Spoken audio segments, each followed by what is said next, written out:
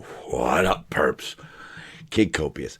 Back in effect. Purple State Party. You know what we're doing here. We're repping America. The center. Common sense. I'm going to end it right there. Welcome to the resistance of the radical middle. This is where we're going to fight back against the red and the blue. So let's get this thing popping. Make some noise. Yeah. All right, so we're going to kick this off with some quick bites here. Apparently, some climate alarmists went on a rampage and attacked a bunch of cars and smashed them up, protesting gas. The only problem was they targeted Teslas. That's fun. Camera footage shows you know what? I have a hard time separating Palestinians, if you will, from Hamas and the other radical organizations out there. They're one and the same as far as I'm concerned. So I don't really care what happens. If, they want to start a war, they're going to have to deal with the casualties. But down at the bottom is the one that really gets to me. California moves closer to becoming first state to ban tackle football. This isn't a matter of, they're weakening our youth or blah, blah, blah, blah, blah. What it really is this is an individual's choice. This is the family's choice. If they want their kid to play football, they play football. I had a nephew who played football. He had a really bad injury right before high school and did not return to football because that wasn't what he wanted to pursue. Football is an opportunity. It's an opportunity to give kids something to do, to release some of their aggression, to learn to work as a team, to learn to take criticism, to take losses.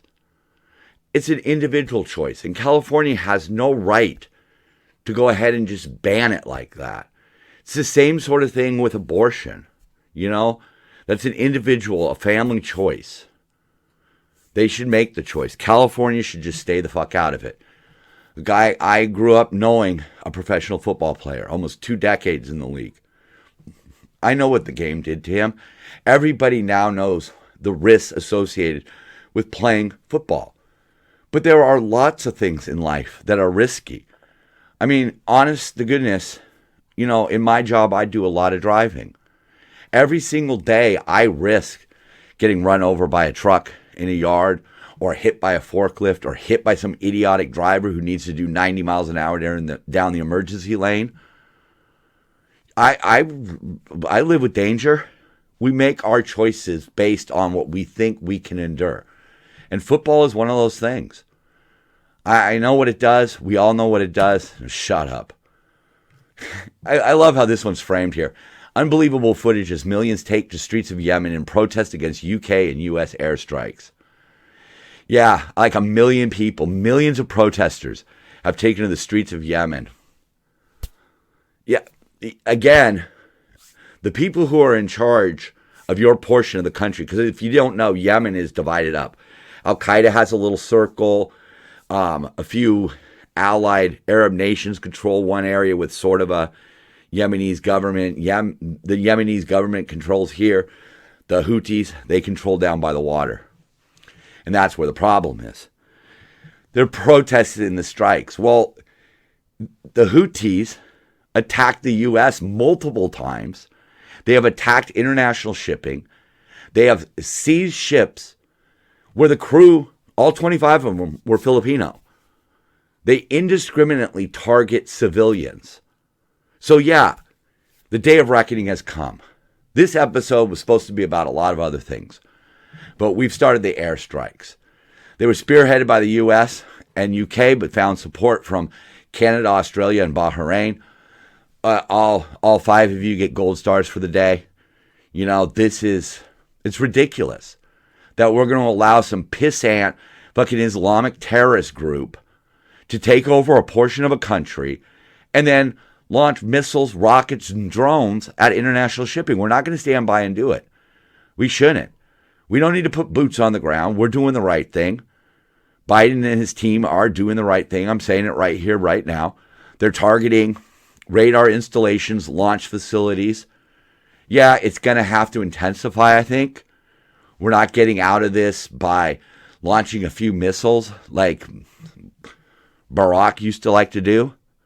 We're going to have to stay on this, and this will affect the election.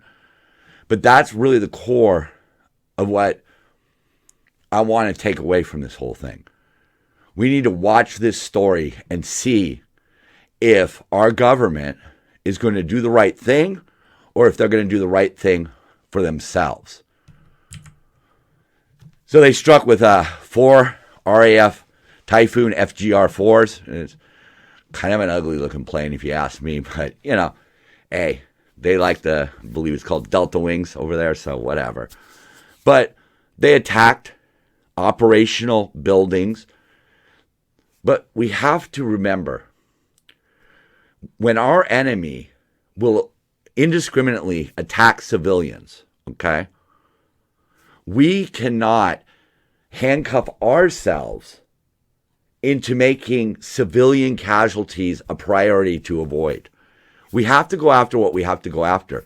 The Houthis, much like Hamas, put their military facilities in amongst civilian populations. That's what they do. We in the United States would not put radar installations or missile launch batteries on top of hospitals. We wouldn't do that. But our enemy does. Sometimes you have to sink to your enemy's level to ever win the war. We learned that in Vietnam. We had all of the technology and all of the military hardware to win the Vietnam War. But the problem was our enemy was not fighting as a combined force massing on a battlefield.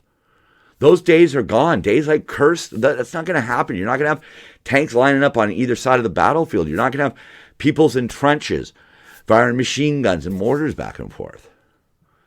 They're going to fight in a terroristic style. They're going to hit and flee. They're going to hide amongst civilians. We cannot allow ourselves to be sucked into fighting a war where we try to keep our morals. We just can't. We don't need to go after civilians. We don't need to target civilians.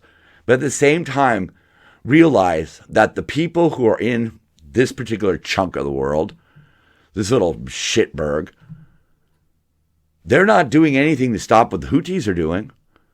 So in lots of ways, they are culpable. And there's a Typhoon right there.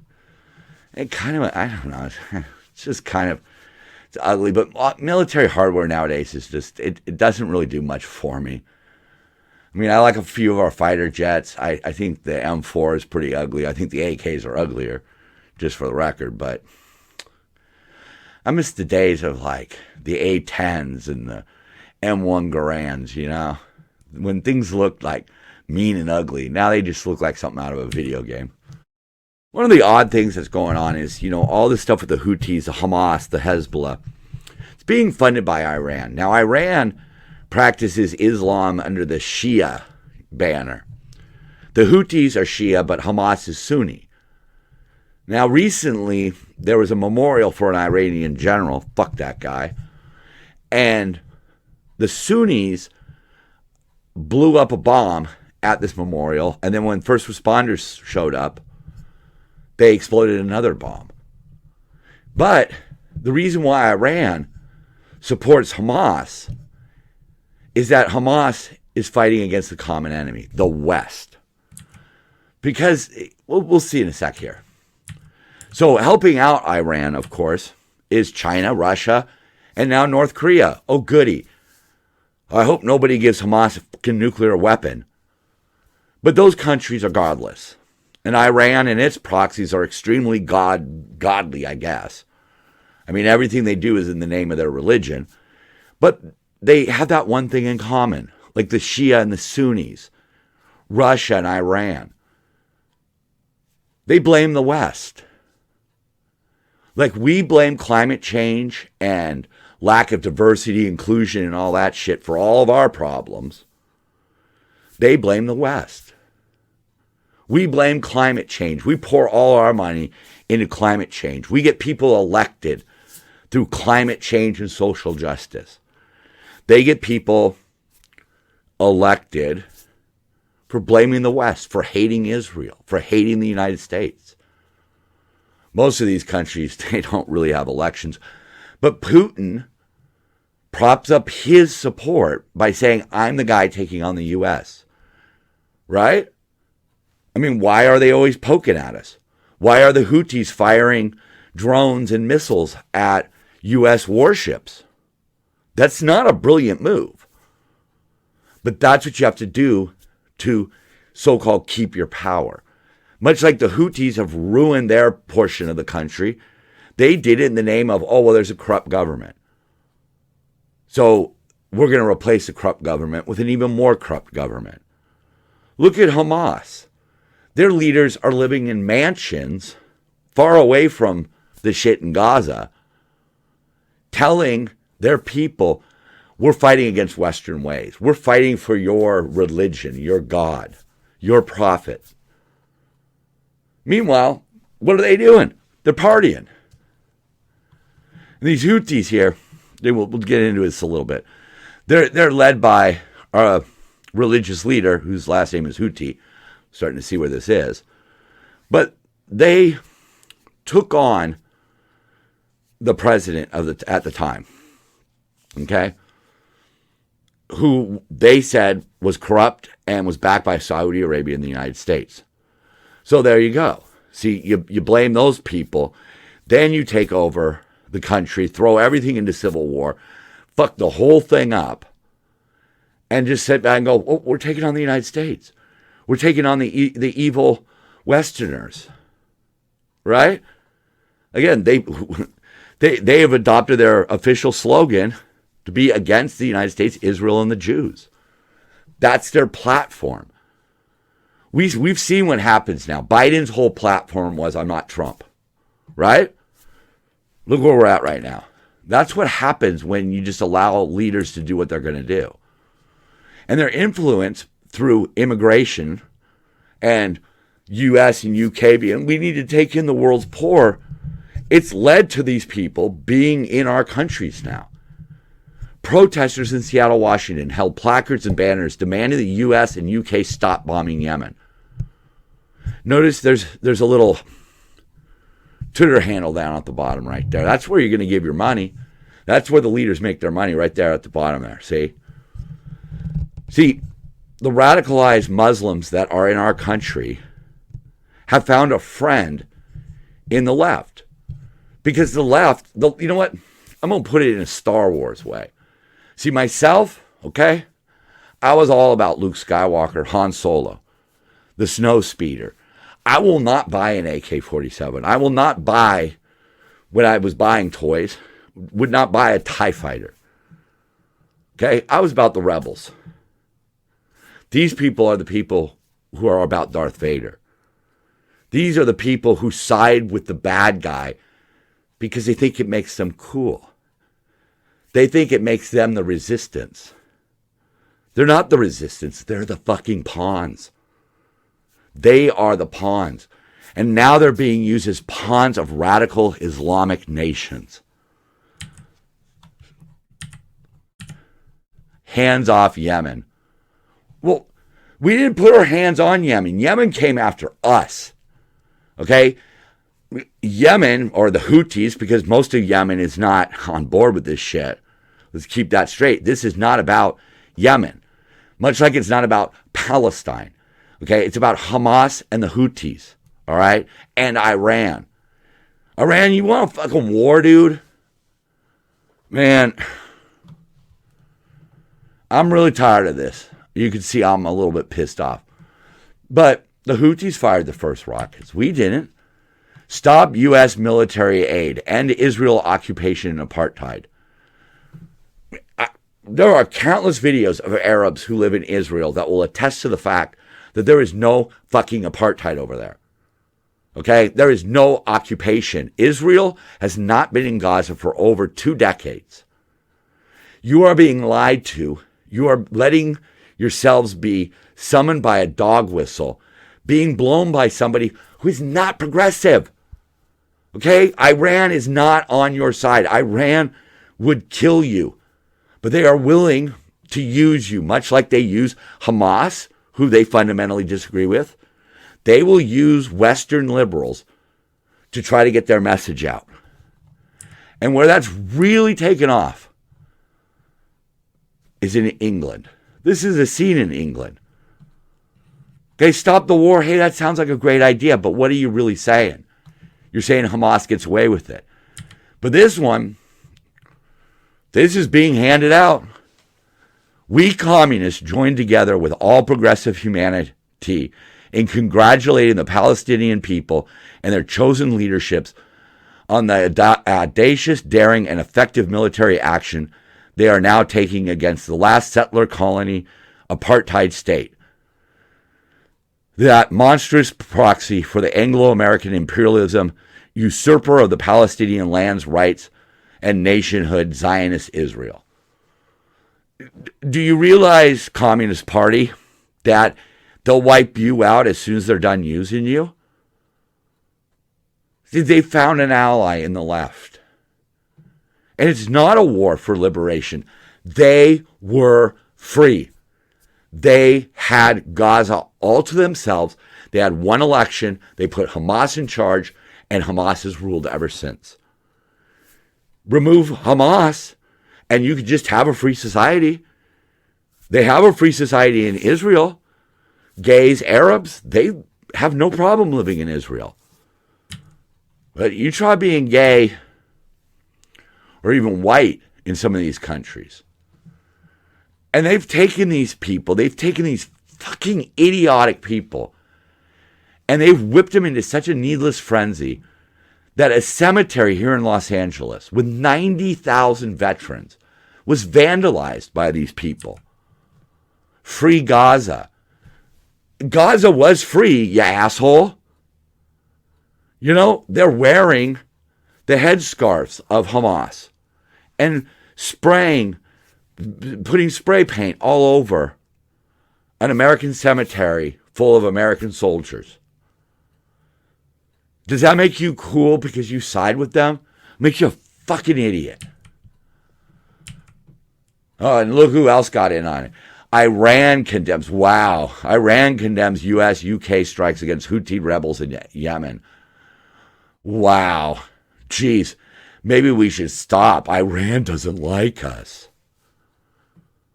You fuckers want war? You know, a lot of people chatter about how we're not ready for this and we're not ready for that. Okay? The truth of the matter is we may have some issues in our military, okay? We have a Secretary of Defense that goes missing for a week and nobody seems to know where the hell he is. Okay, yeah, we've got some issues. But it's nothing compared to what they have. We can obliterate these people, especially the Houthis. We don't want to risk American lives. I can see that. I'm all for that. Let's see what we can do with, naval blockades and missile strikes.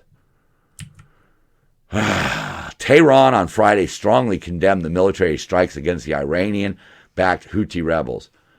So your proxy attacks us, we attack your proxy, and you're upset? That seems reasonable. But this is kind of the sentiment that's going around right now. Israel is overreacting. They have been very patient. We have been very patient. We let the Houthis fire a few shots here and there, but Iran and their proxies have attacked American interests about 140 times since October 7th. We're underreacting, if anything. Israel is underreacting, if anything. So, as a former drunk, it's baffled me for decades now how marijuana is illegal, alcohol is advertised. So I take this as some pretty good news. Federal scientists conclude that there is credible evidence for certain medical use of marijuana. That's very important. Any medical use disqualifies it from being a Schedule I drug. Yeah, there's some pot plants right there for you. So the Department of Health and Human Services concluded that marijuana is less harmful than other dangerous drugs. No shit, really? And that there is some medical benefits. The review was conducted at the request of Joe Biden. Again, Good job, Joe.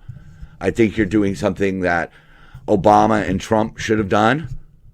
You know, I think every president in the modern era or age should have done this, but we're looking to move it down or off the federally controlled drugs list. Okay? It does not need to be a Schedule 1 drug with heroin. That's fucking ridiculous, okay?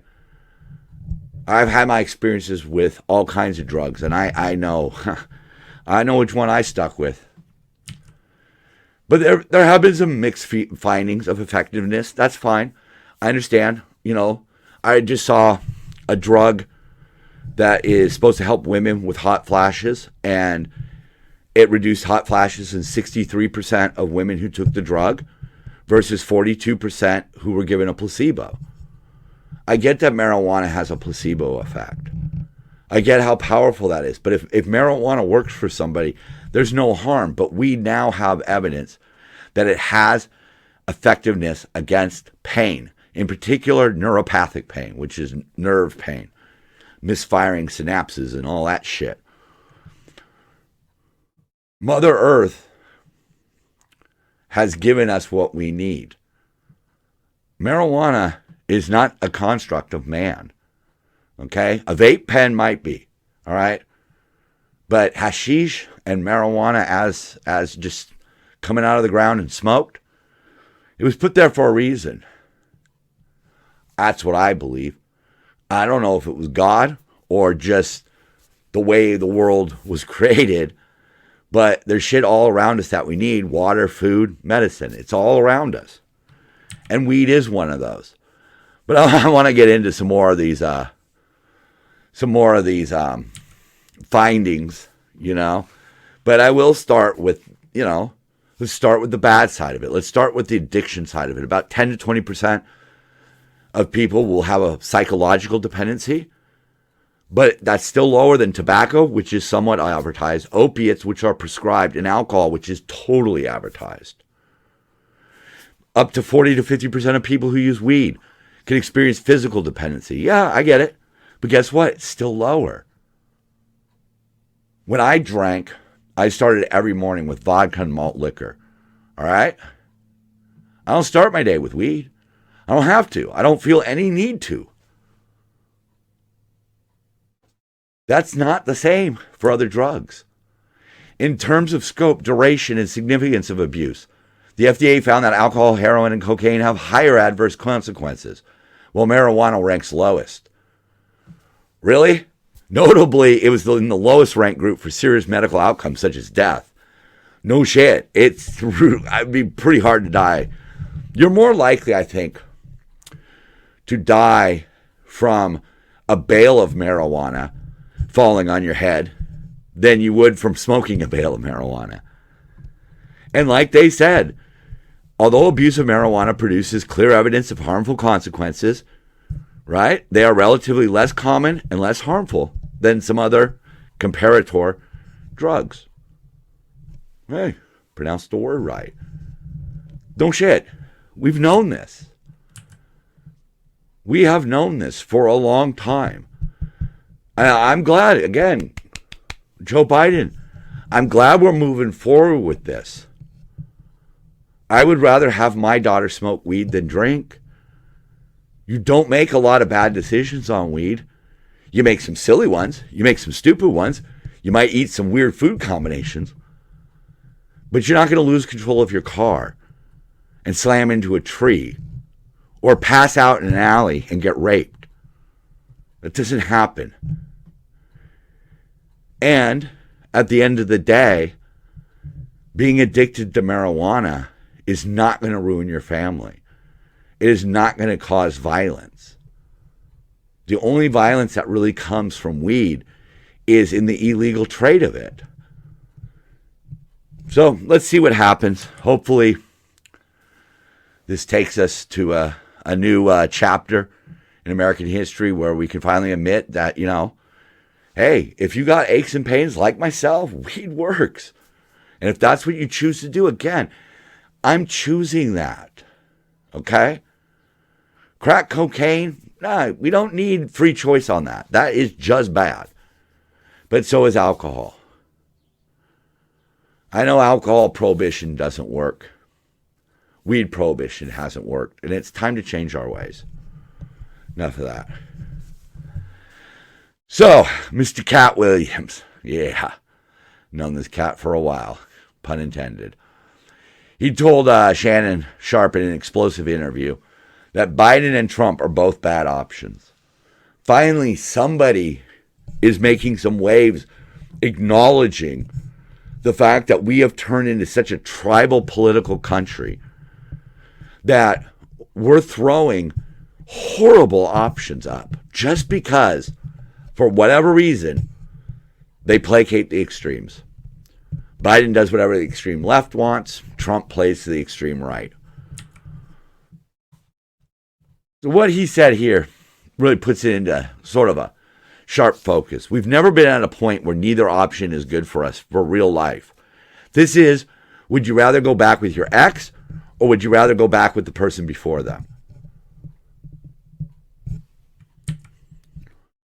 That's pretty much right on the head, you know? One guy can barely put his sentences together, and the other guy will put sentences together for whatever he reads or whoever told him. There you go. There you go. And, you know, at one point, you know, lost amongst, because what's getting everybody up, you know, what's getting this video all viral is the fact that, he was talking about the Illuminati and Ludacris, Steve Harvey stealing jokes, all of this shit. But lost amongst all that was how he talked about living each day as your last day and really analyzing what it is that you're going to do with that 24 hours. Having a plan. Putting in that maximum effort. And knowing that on any given day you could go, you could pass. You don't have to wake up. Tomorrow is not a guarantee. But you could also win. And it's that kind of mindset, making the most of each day. But he also was bringing up something towards the end of that where he was talking about the hardest working man in Hollywood. He says, we all work hard. I work hard. You guys watching this video, you work hard. The hardest working man in Hollywood, it doesn't make you better than my gardener. That's what Purple State seeks to instill, I guess. This is all off the top of my head, so sometimes it doesn't make as much sense. So fill in the blanks. But I'm no better than anybody else. I cleaned up my act.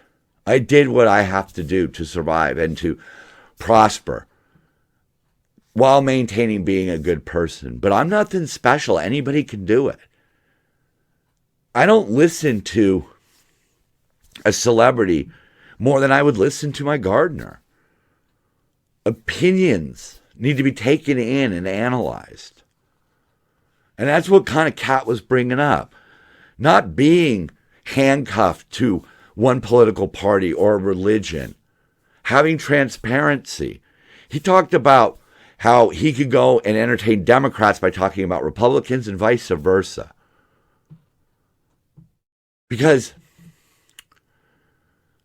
comedians have long had the job of sort of shining the spotlight. If you're just making your whole comedy act about skewering one particular opponent, so to speak, you're not really shining the spotlight. You're part of the whole cover-up, I guess you could say. Humor allows you to think. When you're laughing about something, you could think about it. You could take in the points of the other side a little bit better. It's the delivery system. But one thing I wanted to tie together with this is, I was listening to Armstrong and Getty, 790 here in LA. They were talking to a guy, real smart guy, Ian Bremmer, and he was talking about this choice that we're going to have. Look, we've already seen what a mess Biden has made of things. Okay? Don't bring a bunch of numbers at me, because they're all fucking phony baloney. We are not doing very well right now. we're more divided and the world is starting to implode. But on the other side of the fence, don't expect Trump to be a savior. And Ian gave a really good analogy. If you're flying along in a plane, cruising at 30,000 feet, and the pilot goes to the back and pulls a random passenger out of their seat and says, hey, you want to come fly the plane? That's fine. And just about anybody could fly a jumbo jet cruising along at 30,000 feet. And that's what Trump did in his first term. But right now, it's like landing that jumbo jet in a hurricane. And that might not be the best time to turn it over to some random passenger. And I think the point that he was making is the two choices that were being handed cannot handle the job. We can't put too much faith in Trump. We have no faith in Biden. So we need that third party. Ian Bremmer, Armstrong and Getty, Katt Williams. They're talking about purple state. They're talking about changing the way we think about politics and realizing that we're putting too much importance on tribalism versus realism. We need real plans. We have to find a leader to elect in 2024 who's not just going to try to stick the other guy in jail and keep himself out of jail. We need somebody who is going to step up and do what needs to be done. We need to tighten our border. Okay? Whatever your fanciful viewpoints on we should take in all these immigrants, it's not going to work. We've taken in too many. And like we see in Seattle, we're starting to see in Michigan, we're starting to see the influence of radicalized people bringing their radical ideas to our country now. We should not have Americans marching in support of Hamas. We should not have people in the UK marching in support of Hamas. That's not what we as a country stand for. And neither of these guys, Trump nor Biden, has the guts or the muscle to do it. Somebody else is going to have to do it. Brooklyn High School makes classes remote to accommodate 2,000 illegals. Parents told CBS New York they were surprised when they were notified that their students would learn remotely. And they were even less impressed when some of the students said that online classes didn't happen. Teachers didn't show up. And why did they do this? To protect migrants from a Brooklyn tent shelter. They moved them from a Brooklyn tent shelter. Even the White House, even Jean Pierre says that this is something that New York City needs to answer to. A whole high school in New York is having remote classes today because the building was needed to house people who came into this country illegally. They care about their agenda more than your children. This is what needs to be weeded out of our government. We need a government that's working for us, for what our children need, not some fucking people who just walked across the border and were given a cell phone and a court date 3 years down the line and just allowed to go where they want to go.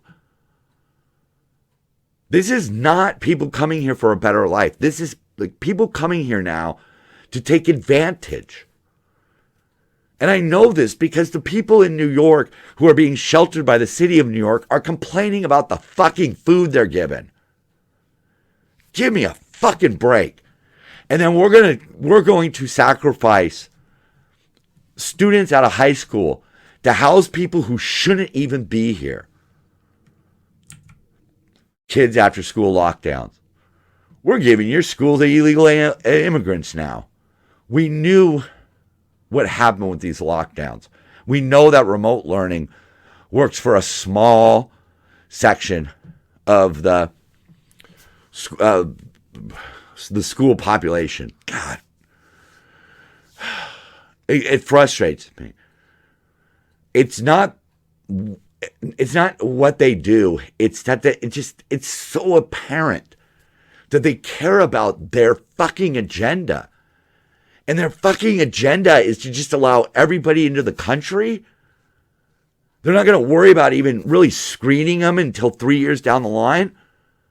Just people, hey, I'm here for asylum. My country's shit. And we just let them in. At least 6 million people have been added to our population, and we're struggling to provide for the population we had before they got here.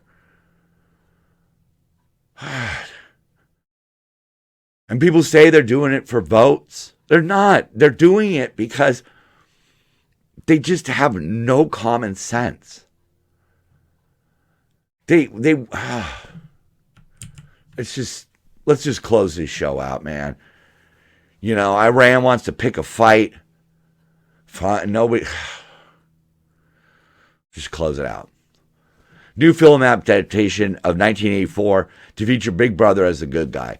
That's what I was talking about.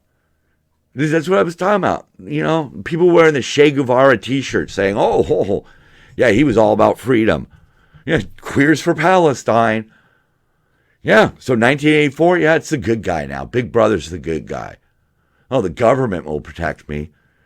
Oh, Jesus, you people are stupid. If you believe that, if you believe the government is doing anything in your best interest right now, you're smoking something a lot heavier than marijuana, I'll tell you that much. Oof. Because they're not. So this is all about trying to seize power permanently. White liberal in New York quietly removes all our welcome here sign. Yeah. It's really easy. You know, that's the thing. It's really easy to say things until it comes to roost in your front yard. You know, that's what I try to look at. I want things stopped before they get to my front yard. Bad ideas are bad ideas, no matter how good the intentions are. And this is the American roulette, Bronco here. Endless wars, two-tier justice, U.S. debt, open borders, green agenda. We are at a crossroads right now in America. 2024 is going to last until 2028.